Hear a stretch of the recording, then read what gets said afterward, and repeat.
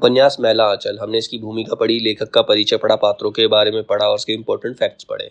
अब है मैला आंचल उपन्यास का सारांश। इसकी समरी क्या है? मैला आंचल की शुरुआत डिस्ट्रिक्ट बोर्ड के बंगाली अधिकारी मलेरिया सेंटर खोलने के लिए मैरीगंज गांव में सुरक्षा कर्मियों के साथ आए हैं।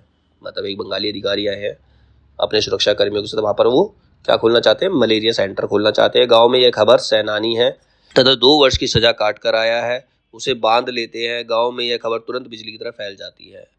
मिलिट्री ने बहरा चैथरू को गिरफ्तार कर लिया और लोबिन लाल के कुएं से बाल्टी खोलकर ले गए हैं। लोग धीरे धीरे आते हैं, इस घटना के बारे में और पूछते हैं, जिससे बालदेव और प्रसिद्ध हो जाता है और इन सब घटनाओं के अंत में बालदेव का अतिरिक्त सम्मान बढ़ जाता है। डब्ल्यू.जी. मार्टिन, ये अंग्रेज है। डब्ल्यू.जी. मार्टिन ने गांव में बड़ी इमारत अपनी कोठी के रूप में बनवाई और गांव का नाम मैरीगंज एक अंग्रेजी नाम पर रखा। साहब डब्ल्यू.जी. मार्टिन अपनी नव विवाहिता पत्नी मेरी के नाम पर ही इस गांव का नाम मैरीगंज रखा था। उस गांव का नाम मैरीगंज क्यों रखा? क्योंकि वहां पर एक अंग्रेज था, उसने अपनी कोठी बनवाई थी, उसकी पत्नी का नाम मेरी था, इसीलिए उसने गांव का नाम भी मैरीगंज रख दिया। मेरी को गांव आने के 1 सप्ताह के अंदर ही मलेरिया हो जाता है। तभी से मैरीगंज में मलेरिया डिस्पेंसरी सेंटर खोलना मार्टिन का सपना बन जाता है। मार्टिन मलेरिया के इलाज के लिए अस्पताल ना खुल पाने के कारण पागल हो जाता है और मर जाता है। मार्टिन के मरने के 35 ईयर्स बाद, 35 साल बाद गांव में मलेरिया सेंटर खुलने की बात शुरू होती है। मैरीगंज में मलेरिया सेंटर पर काम करने के लिए डॉक्टर प्रशांत आते हैं। डॉक्टर प्रशांत ने पटना मेडिकल कॉलेज से डॉक्टरी पास करके विदेश जाने का अवसर छोड़कर, उसे विदेश जाने का मौका मिला, लेकिन उसको छोड़कर गांव में रहकर गांव की स्थिति समझने तथा मलेरिया पर रिसर्च, उनकी जाति विषय में प्रश्न पूछते हैं तो वे हिंदुस्तानी कहकर बात टाल देते हैं। डॉक्टर प्रशांत की मां ने हांडी में डालकर कोसी नदी की बाढ़ में बहा दिया था। प्रशांत को एक हांडी में डालकर कोसी नदी में बहा दिया था। इसके बाद उपाध्याय परिवार के द्वारा स्थापित आदर्श आश्रम में रहकर काम करने वाली स्वयं ने डॉक्टर प्रशांत का लालन पालन सहर्ष अंचल में किया। डॉक्टर प्रशांत एक अनाथ बालक हैं और अज्ञात कुल से हैं, उनके कुल का कुछ अता पता नहीं है। 1942 के आंदोलन में डॉक्टर प्रशांत ने हिस्सा लिया और 1946 में विदेश जाने की बजाय मैरीगंज में मलेरिया सेंटर खोलने का निर्णय लिया। यहीं पर वे मलेरिया और कालाजार, ये बीमारी होती है, कालाजार पर शोध करने के लिए निर्णय लेते हैं। साथ में यहाँ के लोगों का इलाज भी करना चाहते हैं। उपन्यास के आरंभ में ही मलेरिया सेंटर का इंचार्ज बनकर मैरीगंज गांव में आ जाते हैं। डॉक्टर प्रशांत की चुनौतीपूर्ण पहली रोगी कमली थी। उसकी पहली ही जो मरीज थी वो कमली थी, जो तहसीलदार की बेटी है, जो तहसीलदार विश्वनाथ प्रसाद की बेटी है। कमली मानसिक रोगी या किसी अज्ञात बीमारी से पीड़ित है, जिसका अनेक कारणों से अभी तक विवाह नहीं हो पाया है। मतलब कमली का विवाह नहीं हो पाता तो बहुत सारे रीजंस है। डॉक्टर प्रशांत कमली का इलाज रेडियो के गीत से शुरू करते हैं, जिससे कमली खिलखिलाकर हंसने लगती है। कमली का प्रशांत से प्रेम होता है और कमली शादी से पहले ही गर्भवती हो जाती है। बड़े परिवार से संबंध रखने के कारण घटना परिवार में उतनी तेजी से नहीं फैलती जितनी तेजी से कालीचरण और मास्टर रानी मंगाला देवी की प्रेम संबंधों की फैल जाती है। तो हाँ, गांव का एक और व्यक्ति है कालीचरण, उसके प्रेम संबंधों की खबर पूरे गांव में फैल जाती है। कमली की खबर नहीं फैलती क्योंकि एक बड़े परिवार से है। बहुत सी कठिनाइयों और समस्याओं के बाद विश्वनाथ कमली और प्रशांत का विवाह करते हैं। कमली प्रशांत के बेटे के जन्म पर विश्वनाथ किसानों को 5-5 बीघा जमीन लौटाने की घोषणा करते हैं। गांव के लोग बड़े सीधे दिखते हैं। सीधे का अर्थ यदि अनपढ़, अज्ञानी और अंधविश्वासी हो तो वास्तव में वे बहुत सीधे हैं। लेकिन जहां तक सांसारिक बुद्धि का सवाल है, वे लोग हमारे जैसे लोगों को दिन में 5 बार ठग लेंगे। मतलब वो अनपढ़ होते हैं, दिखने में भोले भाले लगते हैं, लेकिन उनका दिमाग देखेंगे तो वो पढ़े लिखे इंसान को भी ठग सकते हैं और आप ठगे जाने के बावजूद उनकी सरलता पर मुग्ध हो जाएंगे। यह डॉक्टर का 7 दिन का अनुभव रहा। इस उपन्यास में चरित्रों की संख्या बहुत अधिक है, लेकिन यह चरित्र प्रधान उपन्यास नहीं है। इसमें किसी चरित्र को इंपॉर्टेंस नहीं दी गई, इसमें एक गांव को इंपॉर्टेंस दी गई, मेरीगंज को। ठीक है, इसका नायक मेरीगंज आंचल ही है। डॉक्टर प्रशांत के माध्यम से रेणु जी अपने भावों की अभिव्यक्ति करते हैं।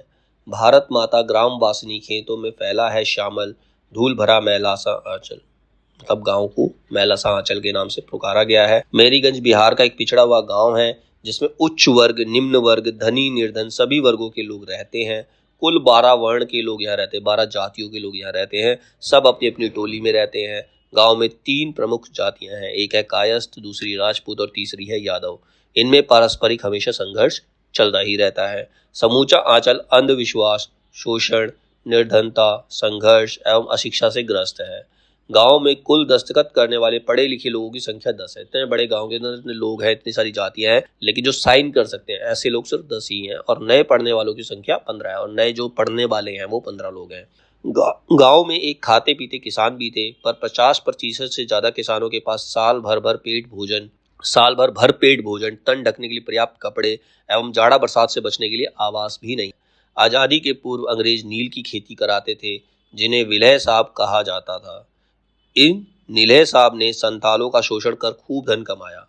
मेरीगंज के पास कमला नदी है। कमला नदी के बारे में जनश्रुति है कि वह लहरों से उछालकर ब्याह आदि कार्यों के लिए बर्तन देती है। मतलब उस नदी के बारे में अफवाह है कि यहाँ से शादियों के लिए बर्तन निकलते हैं, जिन्हें बाद में गिन कर लौटा देते हैं। यहाँ के लोग अशिक्षा के कारण अंधविश्वास से घिरे हुए हैं। गांव में जब मलेरिया सेंटर खोलने का प्रस्ताव आता है तो रूढ़िवादी ब्राह्मण समाज उसका विरोध करता है कि हमारे गांव में ऐसा कोई सेंटर नहीं खुलेगा। ब्राह्मण तथा ज्योतिष आदि डॉक्टरों को बीमारी फैलाने वाला मानते हैं। वो कहते हैं कि डॉक्टर जो है बीमारी सही नहीं करते बल्कि बीमारी फैलाते। ज्योत की यानी कि ज्योतिष के कहने पर ही गणेश की नानी को हीरू के बच्चे की मौत का जिम्मेदार मानते हुए उसे डायन मान लिया जाता है। मतलब एक बच्चे की मौत होती है तो एक गणेश की नानी है, उसको कहते हुए डायन है, उसकी वजह से उस बच्चे की मौत हुई है। रेणु जी ने कबीरपंथी मठ के अंधे महंत सेवादास के माध्यम से धर्म के भीतर बदम पनपते भ्रष्टाचार को उजागर करने का प्रयास किया है। बाबा जिस प्रकार लक्ष्मी दासिन का शोषण करते हैं, गांव वाले अनजान नहीं हैं। बाबा के बारे में गांव वालों के विचार हैं, ऊपर बालाजी भीतर भीतर दगाबाजी। मतलब ऊपर से बालाजी और अंदर से दगाबाजी। जब महंत सेवादास की मृत्यु होती है तब गांव वालों के विचार हैं कि जरूर सेवादास ने लक्ष्मी के साथ कुछ गलत किया है। मैला आंचल में लोक संस्कृति का भी जीवंत रूप देखने को मिलता है। गांव में मनाए जाने वाले विभिन्न पर्वों यथा जैसे होली, सतुवानी इत्यादि पर लोक संस्कृति का सुंदर वर्णन है। गांव के लोग काली माँ के भक्त हैं। विशेष अवसरों पर गांव में भंडारा होता है जिसमें कालीनाथ की पूरी चढ़ाई जाती है। देवी देवताओं भूत पिशाचों के लिए पूड़ियाँ फेंकी जाती हैं, लेकिन इसमें भी गांव के अलग अलग टोलों में बहस छिड़ ही जाती है, जिसका अंत लड़ाई या भंडारे की समाप्ति पर होता है। कबीरपंथी मठ यहाँ लड़ाई रुकवाकर अलग अलग पंक्ति में भोजन कराने का प्रस्ताव रखता है। मतलब हर जाति के बंदों को अलग अलग लाइनों में बिठाकर भंडारा खिलाया जाएगा ताकि भंडारा भी संपन्न हो और लोग खुशी से दिन भी काट पाएं। मैरीगंज संपूर्ण देश की राजनीतिक वातावरण का ही प्रतीक था। गांधी जी ने स्वतंत्र आंदोलन का संचालन जिन मूल्यों के आधार पर किया था, उन मूल्यों को अवसरवादी नेताओं ने अपनी स्वार्थ पूर्ति हेतु किनारे कर दिया। यही इस उपन्यास की मूल चेतना है। यहाँ के राजनीतिक दल देश सेवा के नाम पर अपने स्वार्थ सिद्धि में ही तत्पर रहते हैं। जमींदारों और अधिकारियों का अत्याचार सहने को जनता विवश थी। चुनाव के समय जातिवाद हावी रहता है। चुनाव पैसे के बल पर लड़े और जीते थे, वो तो आज भी होता है।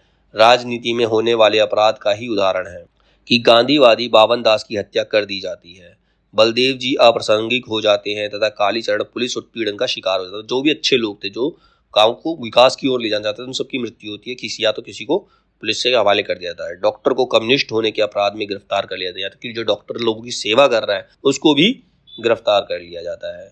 रेणु जी ने मैला आंचल में आंचलिक शब्दों का सुंदर आयोजन किया है। यहाँ एक नई भाषिक संरचना का बोध होता है।